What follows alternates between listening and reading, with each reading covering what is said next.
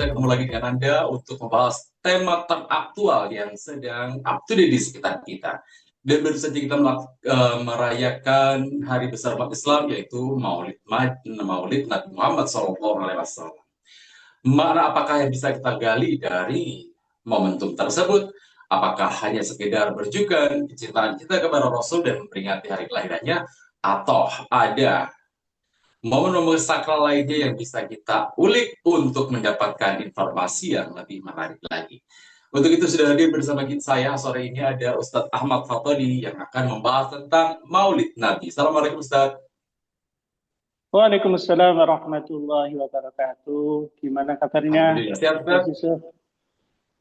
Alhamdulillah sehat dan tetap semangat.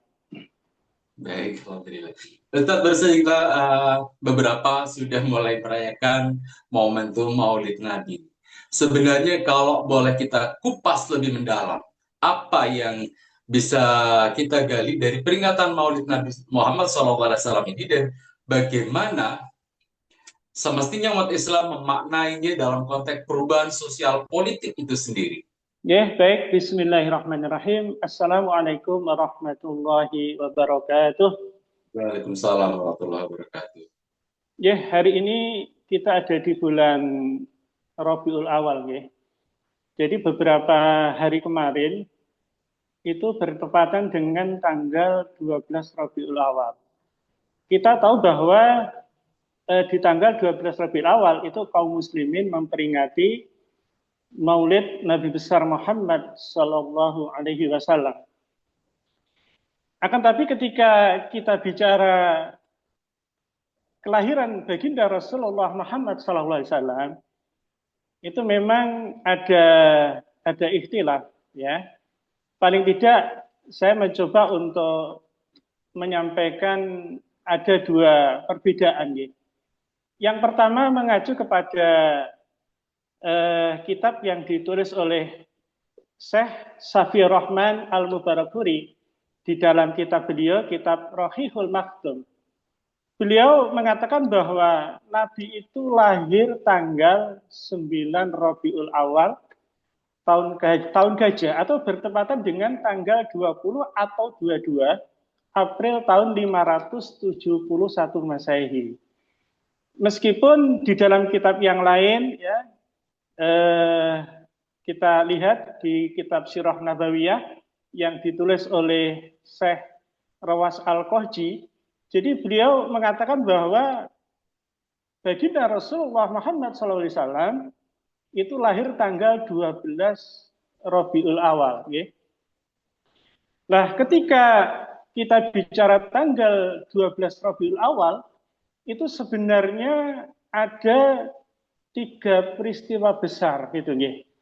Yang pertama adalah hari kelahiran baginda Rasulullah Muhammad SAW, itu yang kemudian kita peringati menjadi Maulid Nabi Muhammad SAW. Sebagaimana kita tahu bahwa baginda Rasulullah itu lahir pada hari Senin tanggal 12 Rabiul Awal tahun gajah. Nah, kemudian yang kedua itu adalah peristiwa hijrah, ya. Jadi hijrahnya baginda Rasulullah Muhammad SAW itu dari Makkah ke Madinah itu juga terjadi pada tanggal 12 Rabiul Awal pada tahun ke-1 Hijriah. Meskipun harinya hari Jumat. Itu peristiwa yang kedua, itu sekaligus menandai terbentuknya daulah Islam yang pertama di Madinah. Sehingga pada peristiwa yang kedua, ini bisa kita sebut hari lahirnya daulah Islam Madinah, ya, yang pertama. Nah, kemudian peristiwa yang ketiga itu adalah peristiwa juga sama di tanggal 12 Rabiul Awal di tahun ke-11 Hijriah, di mana ini adalah peristiwa wafatnya baginda Rasulullah Muhammad SAW.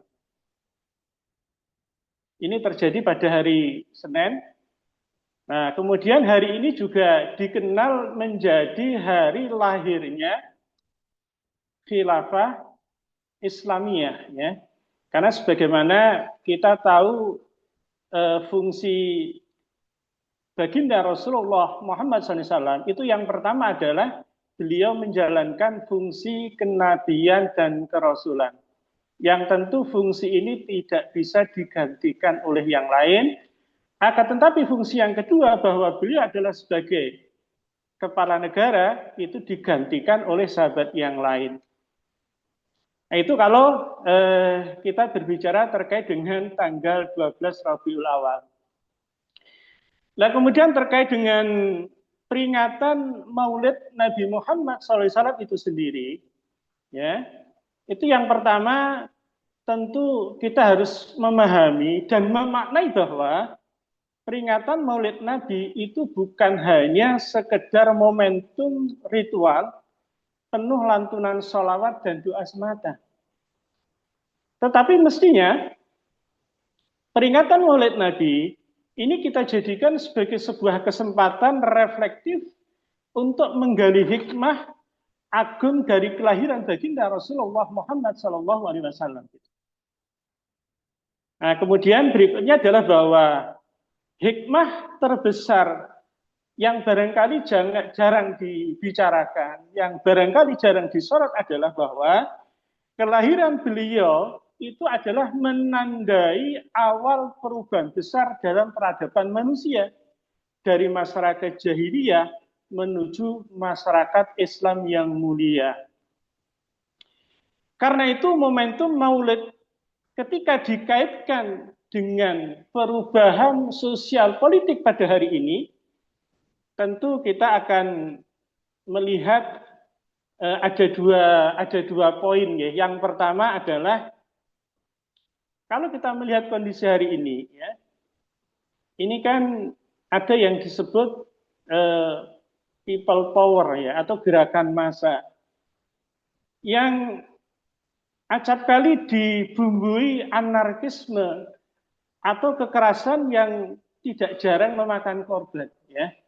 Ini terjadi peristiwa beberapa hari yang lalu gitu ya, di mana di negeri ini banyak sekali terjadi demo anarkis kemudian memakan korban ya. Nah, kalau terkait dengan perubahan model pertama ini, ya ini kan biasanya hanya mengganti rezim, tetapi sistem politiknya itu tetap. Sebagaimana kita pahami, misalkan kondisi yang terjadi di negeri tercinta ini, ya. Misalkan dulu ada Orba, ya. Kemudian karena people power, kemudian Orba jatuh, kemudian diganti dengan rezim reformasi, ya. Jilid 1, 2, ketiga, dan lain sebagainya. Tetapi ternyata yang terjadi adalah hanya bergantinya rezim. Sistem politik itu tetap, ya. Sehingga kalau kita lihat kondisi masyarakat hari ini itu ya sebenarnya tidak jauh beda ya dengan kondisi sebelumnya. Bahkan ada statement yang mengatakan misalkan kondisinya lebih baik dari yang dulu ketimbang yang sekarang gitu ya. Nah, kemudian yang kedua, ini perubahan masyarakat yang kedua, ini adalah perubahan masyarakat yang dicontohkan oleh baginda Rasulullah Muhammad SAW, yaitu meneladani metode baginda Rasulullah di dalam perubahan sosial politik, ya. Dan tentu kondisinya adalah bukan semata-mata mengganti rezim, tetapi juga mengganti sistem politiknya. Nah, perubahan sosial politik ini bisa kita lihat, yaitu ketika baginda Rasulullah Shallallahu Alaihi Wasallam hijrah di Madinah, itu kan beliau bukan hanya mengemban sebagai seorang nabi atau utusan Allah, tetapi beliau juga mengemban sebagai kepala negara, dan kemudian itu diteruskan oleh para sahabat dan tabi'in, tabi'in, dan seterusnya sampai kemudian runtuh tahun 1924 Masehi. Itu barangkali terkait dengan pemaknaan peringatan Maulid Nabi Muhammad SAW. Baik, Ustaz tadi mengkaitkan Maulid Nabi, tanggal-tanggal tersebut dengan perubahan yang dilakukan oleh Rasulullah, dan perubahan itu adalah suatu perubahan yang sangat besar pada masa itu ya, dari masa jahiliyah ke masa yang keemasan yang sangat Islami. Bagaimana metode perubahan politik yang ditempuh oleh Rasulullah SAW, dan mengapa metode tersebut tidak menggunakan revolusi massa seperti people power yang beberapa kali dicoba dilakukan di negara kita? Yeah. Jadi kalau terkait dengan ini, yang pertama tentu kita akan mengingatkan ya, mengacu kepada firman Allah Subhanahu wa taala di dalam Al-Qur'an surat Al-Ahzab ayat 21. Allah berfirman, "A'udzubillahi minasyaitonirrajim. Bismillahirrahmanirrahim. Laqad kana lakum fi Rasulillahi uswatun hasanah." Jadi sungguh ada pada diri kalian itu adalah ada pada diri Rasulullah SAW itu adalah keteladanan yang baik gitu. Nah, dari ayat ini mestinya kita sepakat bahwa satu-satunya orang yang mestinya kita jadikan menjadi rujukan yang terbaik itu adalah baginda Rasulullah Muhammad SAW. Termasuk di dalam perubahan sosial politik yang ada di masyarakat gitu ya. Nah, sebagaimana yang tadi saya sampaikan di atas gitu ya, atau saya sampaikan sebelumnya ya, bahwa Rasulullah itu mengemban dua fungsi. Yang pertama adalah fungsi kenabian dan kerasulan, dan yang kedua adalah fungsi kepemimpinan ya, kepemimpinan terhadap umat ya. Rasulullah itu adalah memimpin negara Islam yang ada di Madinah. Dan bahkan beliau itu memimpin itu kurang lebih 10 tahun ya. Yang ini mestinya bisa kita jadikan sebagai suri toladan ya. Jadi bagaimana baginda Rasulullah itu memulai dakwahnya kurang lebih 13 tahun di Mekah, kemudian mendapatkan kekuasaan itu di Madinah, dan kemudian beliau menegakkan Daulah Madinah, dan sekaligus itu beliau memimpin Daulah Madinah. Nah, dari sini bisa kita simpulkan bahwa Islam itu sebenarnya itu memiliki metode politik, metode perubahan politik yang jelas dan tuntas gitu ya. Kalau kita perhatikan Rasulullah itu kan dulu ketika beliau masih di Mekah itu tidak pernah menyerukan revolusi massa untuk menggulingkan rezim Quraisy ketika itu ya. Jadi ketika itu kan beliau dakwah di Mekah itu kan 13 tahun ya. Tetapi tidak pernah beliau itu menggalang massa kemudian memerintahkan kepada mereka, kepada pengikut beliau yang sudah masuk Islam itu untuk menggulingkan rezim yang berkuasa ketika itu. Tetapi yang beliau lakukan adalah ya dakwah ya. Kalau di Mekah itu kan dakwah tidak dengan menggunakan kekerasan. Nah, oleh karena itu, kalau kita mengkaji sirah, maka kita akan mendapati sebuah fakta bahwa Rasulullah itu melakukan dakwah atau metode beliau itu di dalam melakukan perubahan sosial politik itu ada 3 tahapan. Ya. Tahapan yang pertama itu apa yang kita sebut dengan tasqif wa takwin ya, atau pembinaan dan pengkaderan ya. Jadi ketika itu baginda Rasulullah itu membina dan mengkader para sahabat ya. Di rumahnya salah satu sahabat yang namanya Arqam bin Abi Arqam ya. Nah kemudian setelah 3 tahun beliau berdakwah, kemudian masuk ke tahapan yang kedua, tetapi ini masih periode Mekah, yaitu beliau masuk kepada tahapan tafaul ma'al ummah atau interaksi bersama masyarakat ya. Artinya Rasulullah itu mendakwahkan Islam itu secara terang-terangan kepada masyarakat, baik itu individu ya, kemudian kabilah-kabilah ya, dan seterusnya kan gitu ya. Nah, termasuk di dalam tahapan yang kedua ini, beliau juga melakukan apa yang disebut dengan tolabun nusroh ya. Jadi mencari pertolongan ya. Jadi kepada orang-orang kuat yang ada ketika itu gitu ya. Lah baru kemudian ketika itu ada secercah cahaya ketika beliau itu melakukan kontak dengan orang-orang Yasrib ketika itu atau sekarang itu Madinah ya. Mereka didakwai oleh baginda Rasulullah, kemudian mereka menerima dakwah yang disampaikan oleh baginda Rasulullah ya. Kita mengenal peristiwa Baiat Aqabah yang kedua. Ini esensinya adalah bahwa orang-orang Yasrib, ya, tokoh-tokoh Aus dan Khazraj ketika itu sebenarnya telah menjadikan baginda Rasulullah itu sebagai pemimpin, ya, meskipun ketika itu masih secara de jure ya, karena posisi Rasulullah itu masih di Makkah, kemudian mereka ada di Madinah, ya. Nah, baru kemudian pada peristiwa hijrah itulah dimulainya tahapan yang ketiga, yaitu apa yang disebut dengan tatbik ahkamul Islam ya, atau istilamul hukum, atau penyerahan kekuasaan kepada baginda Rasulullah Muhammad SAW.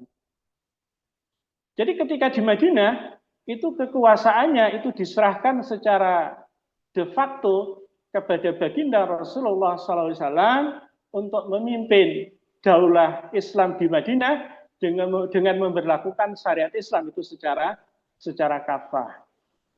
Nah, kemudian kalau kita lihat ketika tahapan yang beliau tempuh tadi, mulai dari tasqif wa takwin, kemudian tafa'ul ma'al ummah, kemudian istilamul hukum, itu beliau tempuh itu tanpa kekerasan ya.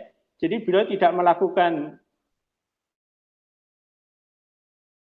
yang menjurus kepada anarkisme atau kekerasan ya.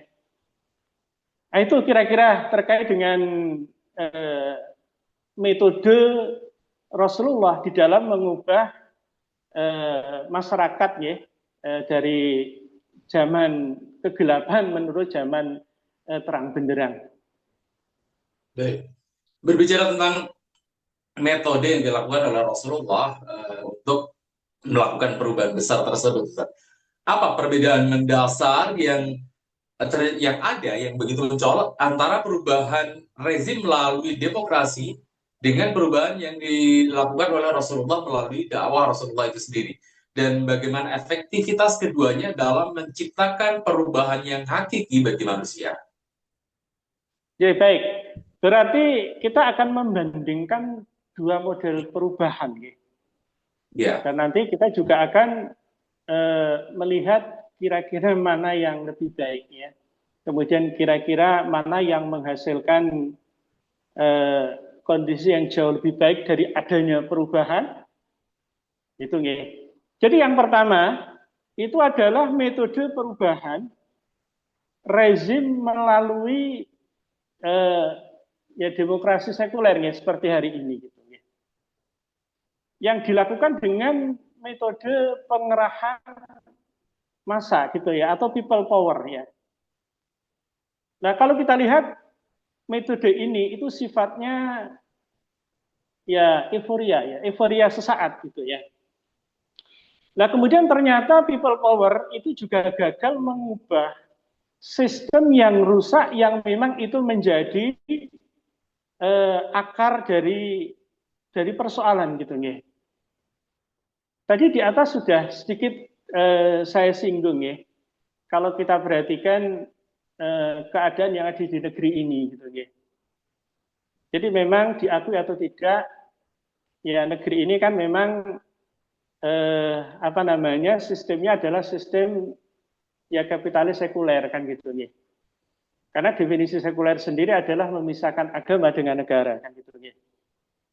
Nah, di negeri kita ini kan seperti itu ya. Jadi agama itu dipisahkan ya.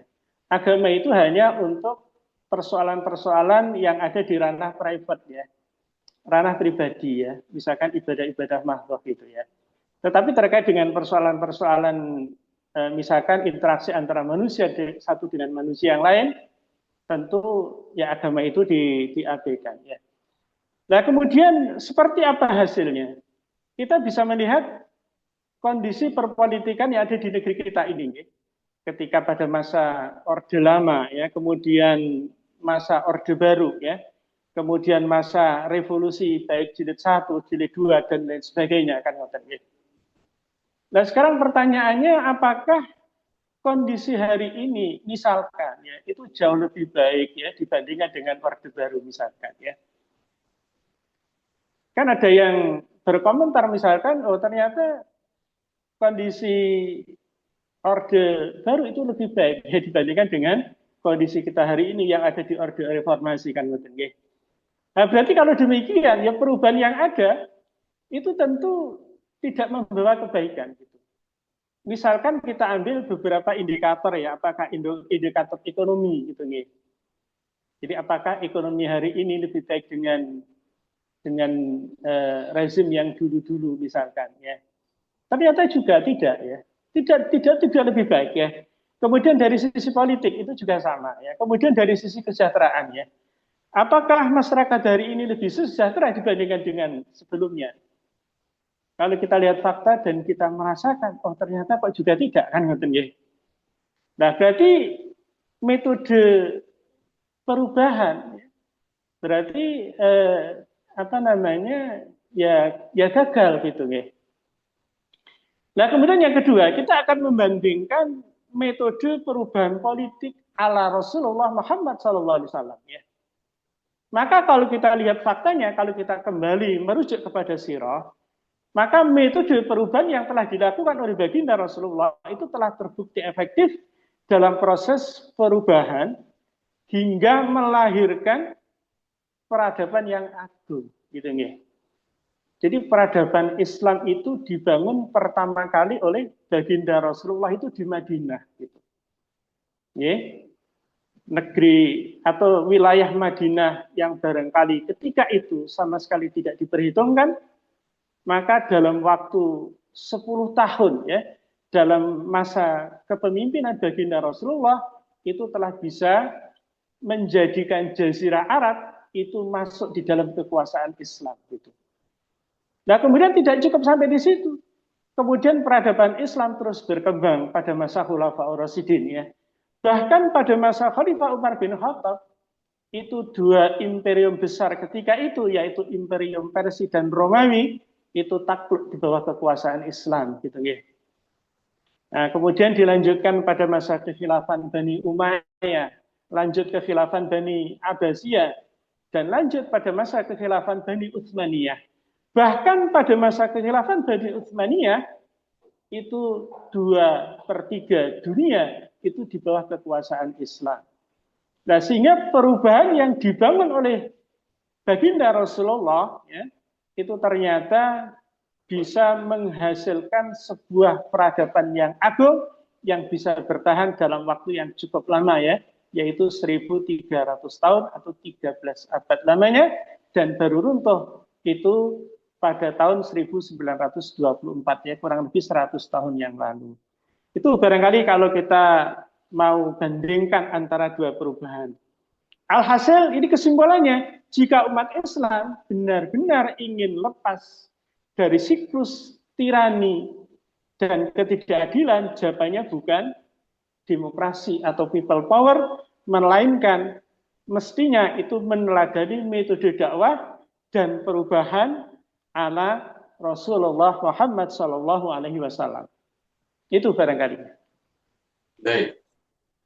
Kalau ingin perubahan yang hakiki, seharusnya tidak lagi menggunakan people power untuk mendukung proses demokrasi, tapi menggunakan metode yang sudah dicontohkan oleh Rasulullah SAW.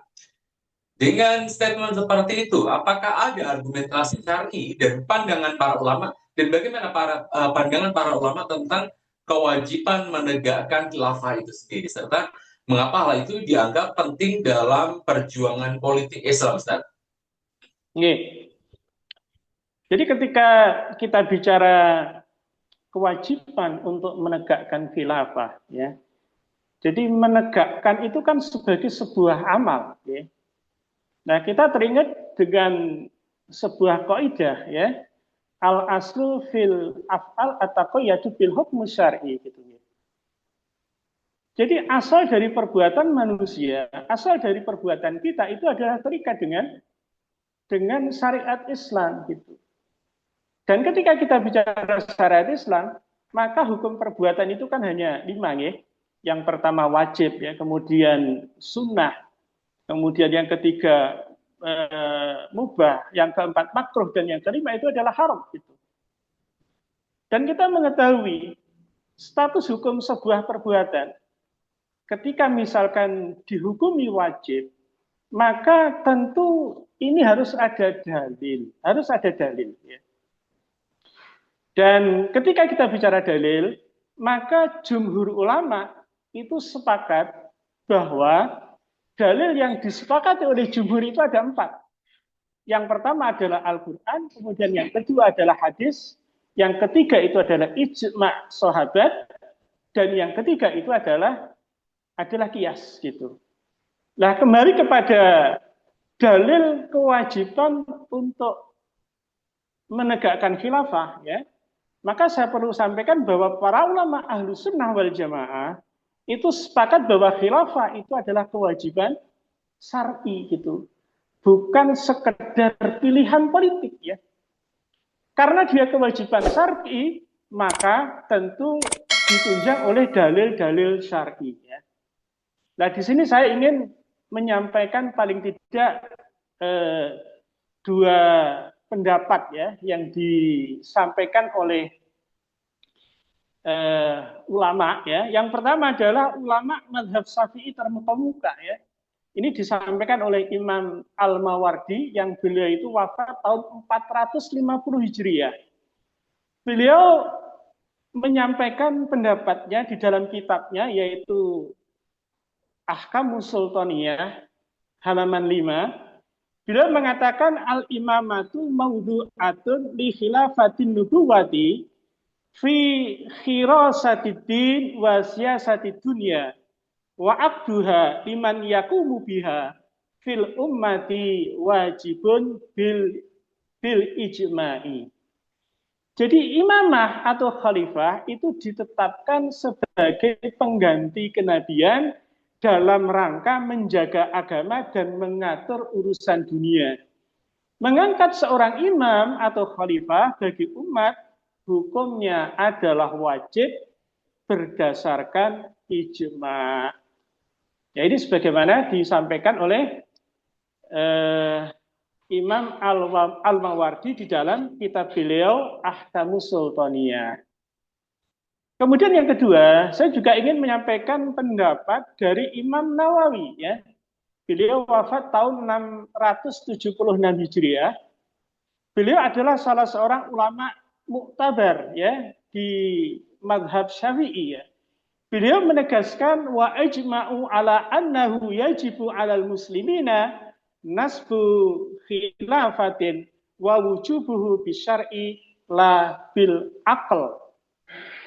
Jadi para ulama telah sepakat bahwa wajib atas kaum muslim untuk mengangkat seorang khalifah atau menegakkan khalifah, dan kewajiban ini berdasarkan syariah, bukan berdasarkan akal, gitu, ya. Jadi wajibnya penegakan khilafah, ya, yaitu berdasarkan kepada dalil syara', ya. Satu di antaranya itu adalah ijma'us sahabah. Sedikit saya ingin menyampaikan satu peristiwa, ya, yang barangkali ini juga jarang untuk diangkat, ya. Peristiwa ketika baginda Rasulullah Muhammad SAW itu meninggal.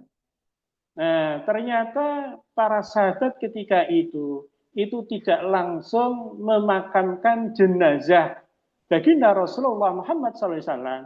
Justru yang para sahabat lakukan itu adalah untuk mencari pengganti sebagai pemimpin umat, ya, yaitu kemudian terpilih Abu Bakar As-Siddiq radhiyallahu an, baru kemudian setelah Abu Bakar itu dibaiat menjadi khalifah, baru kemudian kaum muslimin ketika itu memakamkan jenazah Rasulullah. Kalau boleh kita runut kronologinya, baginda Rasulullah itu meninggal pada hari Senin waktu duha, ya. Waktu duha tanggal 12 Rabiul Awal tahun ke-11 Hijriah. Nah, kemudian pada hari itu juga, kemudian Abu Bakar itu dibaiat dengan baiat inikot, baiat pengangkatan. Ya. Nah, kemudian keesok harinya pada tanggal 13 Rabiul Awal, ya, kemudian kaum muslimin itu membaiat Abu Bakar dengan baiat ta'at, gitu nih. Nah, baru kemudian jenazah Rasulullah itu dimakamkan pada malam Rabunya, ya. Jadi tengah malam pada malam Rabu, ya. Jadi kalau dihitung jenazah baginda Rasulullah itu baru dikebumikan itu ya 2 hari, ya. Jadi 2 hari setelah beliau itu meninggal, ya. Nah, itu menunjukkan bahwa para sahabat itu sepakat bahwa mencari pengganti Rasulullah untuk memimpin umat itu lebih penting dibandingkan mengurus jenazah baginda Rasulullah Muhammad Sallallahu Alaihi Wasallam. Baik Ustaz, pertanyaan terakhir ini. Dan mungkin ini bisa jadi konklusi dari obrolan kita sore ini. Setelah bahwa ternyata menegakkan khilafah itu adalah salah satu bagian dari kewajiban umat Islam dan segala macamnya, kemudian, apa yang menjadi tantangan dan kesiapan umat Islam saat ini dalam menetapkan metode perubahan ala Rasulullah SAW itu sendiri? Dan bagaimana menjadikan momentum Maulid Nabi sebagai titik tolak untuk menuju sistem Islam? Oke. Jadi, ya mestinya peringatan Maulid baginda Rasulullah Muhammad SAW, ya, itu mestinya kita jadikan sebagai sebuah momentum, ya, untuk meneladani apa yang dilakukan oleh baginda Rasulullah itu dalam merubah masyarakat, ya, dari masyarakat jahiliyah menuju masyarakat yang agung, ya. Nah, oleh karena itu paling tidak ada 4 poin, ya, ada 4 poin yang penting untuk saya sampaikan. Yang pertama bahwa mestinya peringatan Maulid Nabi Muhammad SAW itu sudah seharusnya itu diarahkan untuk memotivasi umat agar sungguh-sungguh melakukan perubahan politik ke arah Islam sebagaimana yang telah dicontohkan oleh baginda Rasulullah Muhammad SAW.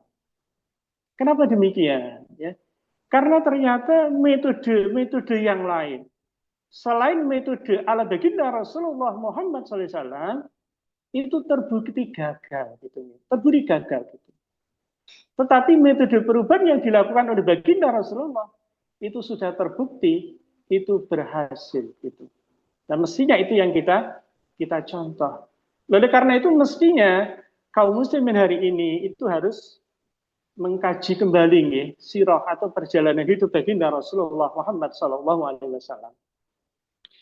Kemudian yang kedua, itu tentu bukan dengan tetap mempertahankan sistem demokrasi sekuler seperti hari ini yang terbukti gagal, ya.